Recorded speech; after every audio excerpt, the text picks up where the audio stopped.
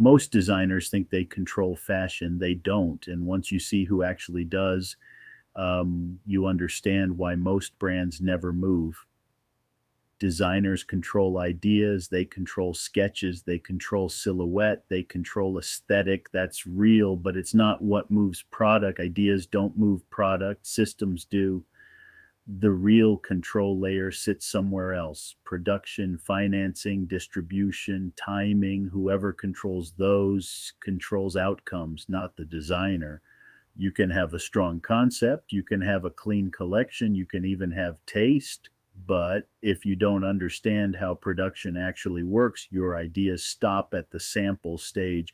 In Los Angeles, this is not abstract. This is daily reality. Contractors decide capacity, minimums decide access, relationships decide priority, timing decides whether you hit or miss entire seasons, and none of that is controlled by the designer alone.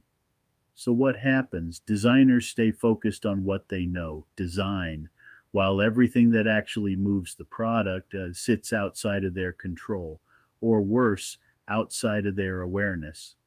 That's where most brands stall, not from lack of talent, not from lack of vision, but from misunderstanding the system they're operating inside. Because fashion isn't just creative, it's structural. And if you don't understand the structure, you can't move inside it.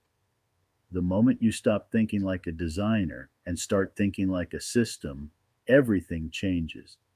If you haven't watched this yet, watch Why Designers Stay Stuck.